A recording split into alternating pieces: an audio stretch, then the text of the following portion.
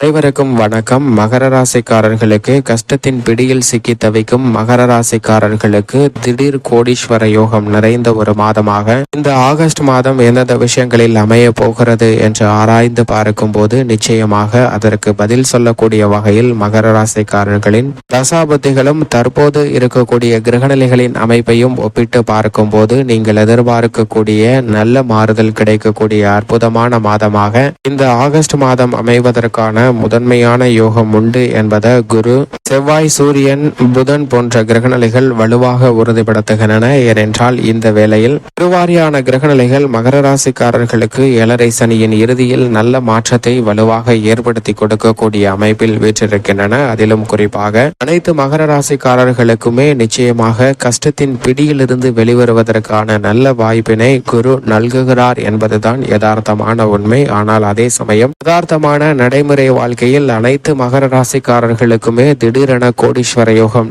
கிடைக்கிறதா என்று கேட்டால் நிச்சயமாக இல்லை என்று சொல்லிவிடலாம். ஏனென்றால் அதற்கு தங்களுடைய தசாபத்திகளும் தற்போது இருக்கக்கூடிய கிரகநிலைகளின் அமைப்பும் எப்படி உள்ளது என்பதை ஒப்பிட்டு ஆராய்ந்து பார்க்கும் போது அதற்கான வாய்ப்புகளும் சந்தர்ப்பங்களும் இருப்பதற்கான சூழல் இருந்தால் நிச்சயமாக அதுவும் சாத்தியமான ஒன்றுதான் என்பதை திட்டவட்டமாக கிரகநிலைகள் உறுதிப்படுத்துகின்றன. என்னுடைய வாழ்வில் நாளுக்கு நாள் நிலைமை ரொம்ப மோசமாகி கொண்டேதான் செல்கிறது, வளர்ச்சியை சந்திக்க முடியவில்லை என்று ஆதங்கப்படக்கூடிய மகர ராசிக்காரர்களுக்கு நிச்சயமாக உங்களுடைய வாழ்வில் சந்திக்கக்கூடிய கடன் சார்ந்த தொல்லைகள், உறவுகளால் ஏற்பட்ட மன வருத்தம், கஷ்டம், வேதனை, அவமானம் போன்ற அத்தனையிலும் பாதிக்கு மேல் குறைவதோடு மிக வலுவாக அனைத்திலும் இருந்து விடுபடுவதற்கான நல்ல வாய்ப்புகளும் சந்தர்ப்பங்களையும் மகர ராசிக்காரர்களுக்கு இந்த ஆகஸ்ட் மாதம் உருவாக்கி கொடுக்கிறது என்பதுதான் யதார்த்தமான உண்மை. எனவே இந்த தருணத்தை சரியாக பயன்படுத்தி கொண்டால் நிச்சயமாக உச்சபட்ச வளர்ச்சியை நிறைந்து பெறுவதற்கான சூழல் வலுவாக கிடைக்கும் என்பதில் சந்தேகமே இல்லை. அது மட்டுமல்லாது பஞ்சமஸ்தானம் என்று சொல்லக்கூடிய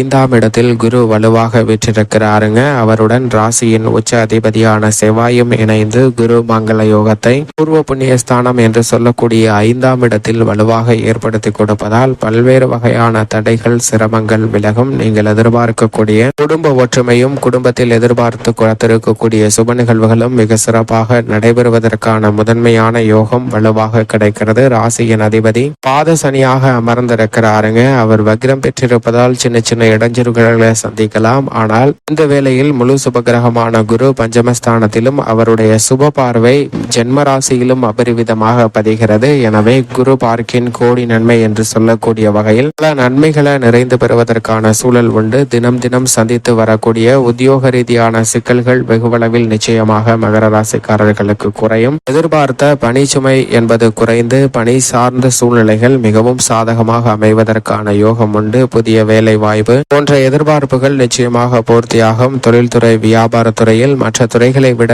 சற்று திடீர் கோடீஸ்வர யோகம் நிறைந்த ஒரு துறையாக நிச்சயமாக பார்க்கப்படுகிறது. ஏனென்றால் பஞ்சமஸ்தானத்தில் குரு இருக்கிறார். ராசியின் அதிபதியான சனி வக்ரம் பெற்றிருந்தாலும் பாத சனியாக தான் அமர்ந்திருக்கிறார். பெரும்பான்மையான கிரகநிலைகள் சப்தமஸ்தானத்தில் அமர்ந்து ஜென்ம ராசியை வலுவாக பார்ப்பதால் பல்வேறு வகையான புதிய முதலீடுகளை அதிகரிப்பதற்கான யோகமும் லாபம் உயர்வதற்கான வாய்ப்பும் முதன்மையாக நிறைந்து கிடைப்பதற்கான யோகம் நிச்சயமாக மகர ராசிக்காரர்களுக்கு உண்டு. கலைத்துறை ரீதியான பணிகள்ல சுக்கிரன் இந்த மாதத்தின் துவக்கத்தில் இருந்து அஷ்டமத்தில் சஞ்சரிக்க போகிறார். இறுதியில் பாக்கியஸ்தானத்தில் நுழைகிறாருங்க. சுக்கிரன் அஷ்டமத்தில் இருப்பதால் சற்று கலைத்துறை சார்ந்த பணிகள் கடினமாக இருக்கலாம். ஆனால் உங்களது படைப்புகளுக்கு மக்கள் மத்தியில் நல்ல வரவேற்பு நிறைந்து பெறக்கூடிய யோகம் நிச்சயமாக உண்டு. எனவே பொருளாதார ரீதியான வளர்ச்சி வலுவாக கிடைக்கும். ஆனால் அதைவிட சற்று கடினமாக உழைக்க வேண்டிய ஒரு தருணமாக தான் பார்க்கப்படுகிறது. அரசியல் சார்ந்த பணிகளில் இந்த தருணத்தில் நிதானமும் பொறுமையும் மிக முக்கியமாக தேவை. சிறு தவறு கூட மிகப்பெரிய அளவில் அரசியல் சார்ந்த பணிகள்ல பிரச்சனைகளை